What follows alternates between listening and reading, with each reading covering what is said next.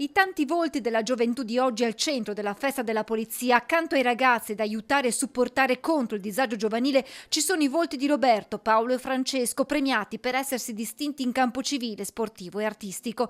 Il primo a ricevere il riconoscimento dalle mani del sindaco Mario Conte è Roberto Trevisan, che lo scorso 23 dicembre, mentre si trovava in un ristorante con la fidanzata, aveva salvato un'anziana colta da malore praticandole il massaggio cardiaco.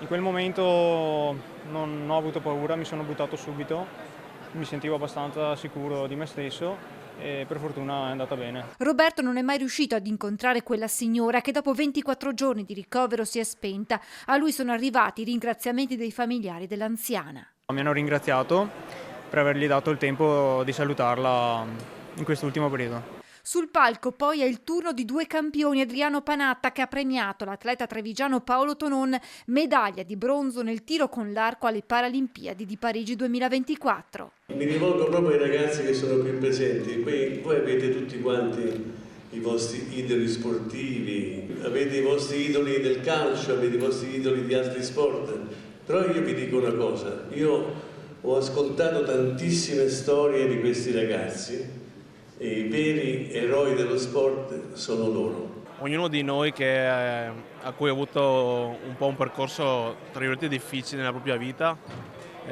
comunque è riuscito un po' a riscattarsi grazie allo sport.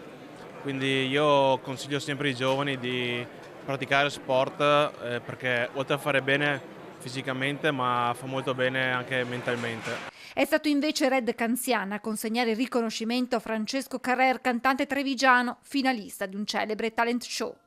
E credo che la musica sia uno dei sistemi per stare lontani dalle cose sbagliate. Dove c'è la musica c'è armonia, c'è melodia, c'è un'anima che batte, c'è un cuore pronto a ricevere emozioni. Nel corso della cerimonia il questore Alessandra Simone e il prefetto Angelo Sidoti hanno consegnato alcuni attestati di riconoscimento ad agenti della polizia che si sono particolarmente distinti in operazioni di servizio.